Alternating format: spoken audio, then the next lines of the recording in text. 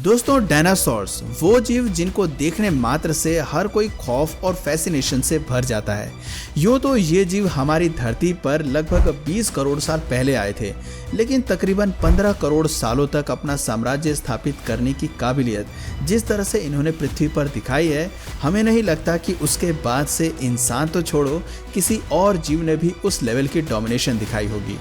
हम इंसान आज भले ही कई बार जानवरों के शिकार हो जाते हैं, लेकिन डायनासोर्स ने तो बायोडाइवर्सिटी को इतना डोमिनेट करके रखा था कि ज़मीन पर अगर कोई उन्हें मार सकता था तो वो खुद उन्हीं का कोई दूसरा डायनासोर ऑर्गेनिज्म ही हो सकता था। पैलियोंटोलॉजिस्ट यानी कि वो लोग जो डायनासोर्स की स्टडी करते हैं, वैसे तो उनके सारे ओपिनियन आम जनता से ही मेल खाते हैं, क्योंकि पहली बात तो वो वही लोग हैं जो जनता को डायनासोर्स की जानकारी देते हैं, और दूसरा ये कि ना तो उन्होंने ना तो हमने कभी भी डायनासोर्स को असल ज़िंदगी में विटनेस किया है, जिस वजह से हम किसी भी बेसिस पर ये जांच नहीं कर सकते कि अगर कोई कंपैरेटिव चीज़ गलत है या सही तो किस आधार पर गलत या सही है। लेकिन एक सवाल जो इन दोनों ही ग्रुप्स में एक बड़ी दीवार पैदा करता है, वो सवाल ये है कि आखिर आज तक के खोजे गए सारे डायनासोर्स में से कौन सा डायनासोर सबसे ज़्यादा खतरनाक था। अब आप सोचेंगे कि ये कैसा सवाल हुआ। बच्चा जानता है कि इस दुनिया में टीरेक्स से ज़्यादा खतरनाक कोई डायनासोर्स कभी था ही नहीं, और विलुप्त होने के बाद तक किसी भी डायनासोर ने टीरेक्स को टक्कर नहीं दी। लेकिन डायनासोर्स की हर घंटे स्टडी करने वाले पैलेंटोलॉजिस्ट की राय आपसे इस मामले में बिल्कुल मेल नहीं खाती, क्योंकि एक सर्वे के मुताबिक लगभग 63% पैलेंटोलॉजिस्ट टीरेक्स के अलावा किसी दूसरे डायनासोर को उस पूरी प्रजाति में सबसे ज़्यादा ताकतवर मानते हैं। अब ये सब सुनने के बाद आपके दिमाग में यूटारैप्टर्स, स्टेगोसॉरस और स्पाइनोसॉरस जैसे डायनासोर्स का नाम तुरंत आया होगा, लेकिन आपके सरप्राइज के लिए इन तीनों में से कोई भी जीव इस लिस्ट में नहीं आता, बल्कि पैलेंटोलॉजिस्ट के हिसाब से पूरी डायनासोर जाति का सबसे ताकतवर डायनासोर था ट्राइसेराटॉप्स। जी हाँ, वही डायनासोर जिसकी 4 पैरों पर चलने की वजह से हाइट बहुत छोटी थी और उसके शरीर के ढांचे और आगे वाली सींगों को देखकर यही लगता था जैसे ये डायनासोर गेंडे का पूर्वज था। पर ऐसे में सवाल ये आता है कि घंटों रिसर्च करने वाले पैलेंटोलॉजिस्ट इस बात पर यकीन क्यों करते हैं, और आज के इस वीडियो में हम लोग इसी के बारे में जानने वाले हैं। तो बिना वक्त ज़ाया करे चलिए शुरू करते हैं सच से पर्दा उठाने वाले आज के एक और एपिसोड को। ट्राइसेराटॉप्स उन डायनासोर्स में से एक है जिसकी तस्वीर देखकर ही उसका नाम मुंह पर आ जाता है, और इसका सबसे बड़ा कारण है उसकी अपीयरेंस और यूनिकनेस। जुरासिक वर्ल्ड या जुरासिक पार्क की आप जितनी भी मूवीज़ देखेंगे, उनमें आपको डायनासोर की प्रजाति तब तक समझ नहीं आएगी जब तक सामने स्क्रीन पर दिखने वाले डायनासोर कौन सी प्रजाति के हैं मूवी में खुद उसको पुकारने के लिए उसका नाम न ले लिया जाए, क्योंकि मुझे भी पर्सनली सारे 2 पैरों पर चलने की वजह से एक जैसे ही लगते हैं। लेकिन ट्राइसेराटॉप्स भारी भरकम शरीर के साथ बड़े मुंह और बड़े सींगों की वजह से हजारों की भीड़ में सबसे अलग नजर आते हैं, जिस वजह से उनको देखकर तो पहली बार में ही कोई भी पहचान जाएगा। बाकी डायनासोर भले ही हाइट में बहुत ज़्यादा ऊंचे हुआ करते थे, लेकिन उनके शरीर में ज़रूरत से ज़्यादा मांस नहीं हुआ करता था। लेकिन यही कंडीशन जस्ट अपोजिट हो जाती है ट्राइसेराटॉप्स के केस में, क्योंकि अगर उसके शरीर में सिर को हटा दिया जाए तो इनका बाकी बचा हुआ हिस्सा 75% मांसपेशियों से भरा रहता था, जिस वजह से इनकी फिजिक दूर से देखने में ही भारी भरकम लगा करती थी, और इसी वजह से इनका वजन भी कोई कम नहीं था। दोस्तों, एक टीरेक्स जहां औसतन रूप में 15 से 20 फीट तक लंबा हुआ करता था, तो वहीं ट्राइसेराटॉप्स भले ही लंबाई के मामले में टीरेक्स का आधा 8 से 10 फीट या कुछ केसेस में तो उससे भी कम हुआ करते थे, मगर इसके बावजूद ट्राइसेराटॉप्स मैक्सिमम केसेस में वजन के मामले में टीरेक्स को बहुत आसानी से बीट कर देते थे, और कई बार तो 300 से 400 किलो तक के भारी आंकड़े से भी ट्राइसेराटॉप्स टीरेक्स को मात दिया करते थे। अब एक जनरल धारणा की वजह से ही हमने ये नोटिस किया है कि जो जीव और स्पेशली इंसानों में ही जो कोई भी भारी होता है या जिसका वजन ज़्यादा होता है, वो एजिलिटी और एक्टिवनेस में हल्के व्यक्ति से हमेशा पीछे छूट जाता है, और कई बार तो उनकी स्पीड और स्टेमिना इतना बेकार होता है कि एक छोटा बच्चा भी इनसे जीत जाए। लेकिन जब ईश्वर ने ट्राइसेराटॉप्स को बनाया होगा तो शायद यही सोचकर बनाया होगा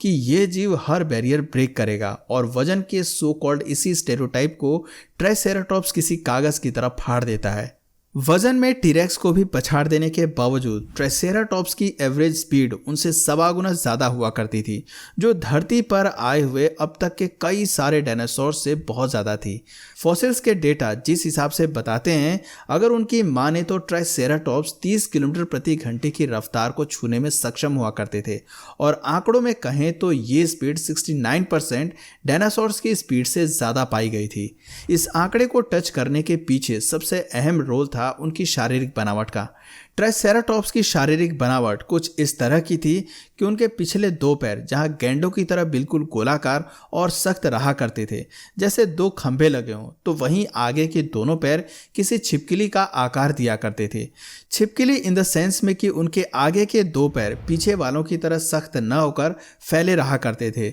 जिससे कि जब भी वो दौड़ते थे तो उनके आगे के पैर जमीन को काफ़ी तेजी से पुश कर पाते थे, ताकि वो हवा में कुछ देर के लिए उड़ सकें, और उतने ही टाइम में उनके पीछे के पैर उनके शरीर को बैलेंस देने का काम किया करते थे। बायोलॉजी और हड्डियों की स्टडी करने वाले ये बताते हैं कि अगर ट्राइसेराटॉप्स के पीछे के पैर भी उसी तरह के होते जैसे आगे के थे, तो उनका शरीर खुद उनके वजन को संभाल न पाता और डिसबैलेंस होकर वो अपने आप को ही कंट्रोल करने में काबिल नहीं होते। लेकिन क्योंकि उनके दोनों पैरों का स्ट्रक्चर कुछ इस तरह का था, इसी वजह से इनकी रफ्तार में बैलेंस भी बना रहता था और उनको एक बेहतरीन स्पीड भी मिला करती थी। और बैलेंस प्लस स्पीड का यही डेडली कॉम्बो जब उनके सिर पर लगे 3 विशालकाय सींगों से मिलता था, तो रिजल्ट सिर्फ एक निकल कर आता था, और वो रिजल्ट हुआ करता था सामने वाले शिकार की मौत। इनके शरीर का अगला हिस्सा इतना ज़्यादा मजबूत हुआ करता था कि बड़े से बड़े और खतरनाक से खतरनाक डायनासोर्स के दांत तक इनको नहीं भेद पाते थे। और जहां ज़्यादातर मांसाहारी डायनासोर किसी भी शिकार को अपना शिकार बनाने के लिए उसकी गर्दन पर हमला किया करते थे, वहीं ट्राइसेराटॉप्स के साथ उन्हें यह सौभाग्य भी नहीं नसीब हुआ करता था, क्योंकि ट्राइसेराटॉप्स के सिर के ऊपरी हिस्से में काफ़ी बड़ा फैलाव हुआ करता था, जो कि उनकी गर्दन को बैक से प्रोटेक्शन दिया करता था। और जब ये बैटल मोड में होते हुए अपने सिर को ऊपर उठाया करते थे, तो न सिर्फ उनकी सींग अटैकिंग मोड में चली जाया करती थी, बल्कि उनकी गर्दन भी एक डिफेंसिव स्ट्रेटजी में प्रोटेक्टेड रहती थी, क्योंकि उसके ऊपर उनके सिर का कवच डला रहता था। इस बात को जानने के बाद तो आप और ज़्यादा हैरान हो जाएंगे कि जिस टीरेक्स को हम लोग उसकी बहादुरी और उसके खूंखार होने की वजह से जानते हैं, वहीं टीरेक्स खुद एक ट्राइसेराटॉप्स से डरा करता था। जी हाँ, फॉसिल्स रिपोर्ट्स और स्टडीज़ यही बताती हैं कि टीरेक्स पूरी जाति में और किसी भी डायनासोर से भिड़ने से पहले एक बार भी सोचता नहीं था, लेकिन इकलौता ट्राइसेराटॉप्स ही ऐसा जीव है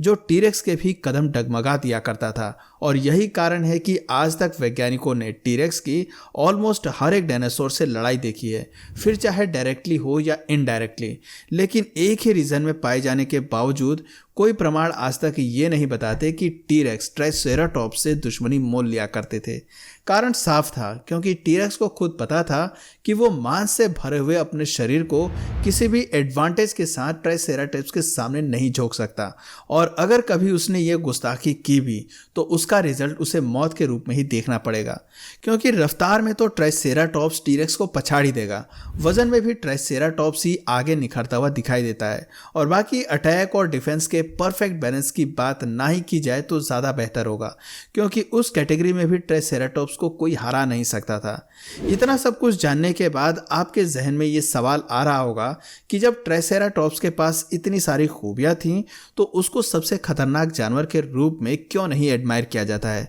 और इस सवाल का जवाब देने के लिए हमारे पास सिर्फ एक सेंटेंस है, और वो ये है कि ट्राइसेराटॉप्स शाकाहारी हुआ करते थे। शाकाहारी होने की वजह से उन्होंने कभी भी जंग और शिकार में कोई रुचि नहीं ली, क्योंकि वो उनके मतलब की थी ही नहीं, जिस वजह से वो कभी भी अपना साम्राज्य स्थापित नहीं कर पाए और शांति से ही जीते रहे, जैसे शाकाहारी इंसान भी किया करते हैं। और बस इसी वजह से टीरेक्स ने खूंखार तरीके से सबका शिकार करते हुए अपना साम्राज्य स्थापित कर लिया, और ट्राइसेराटॉप्स आज उस रोशनी में एक गुमनाम चेहरा बनकर रह गए। तो दोस्तों, आपकी नज़र में अब तक का धरती का सबसे ताकतवर जानवर कौन सा था, नीचे कमेंट सेक्शन में ज़रूर बताइए। और अगर इस वीडियो से आपको कुछ नया जानने या सीखने को मिला या फिर इंटरेस्टिंग लगा तो प्लीज़ इस वीडियो को एक लाइक करके अपने फ्रेंड्स और फैमिली में से ज़रूर शेयर करें। और यदि आप इस चैनल पर नए हैं तो प्लीज़ इस चैनल को सब्सक्राइब करके बेल नोटिफिकेशन आइकन को ऑन कर लीजिए ताकि हमारे आने वाले वीडियोज़ आप मिस ना करें। मिलते हैं फिर किसी वीडियो में नए टॉपिक के साथ, तब तक के लिए नमस्कार।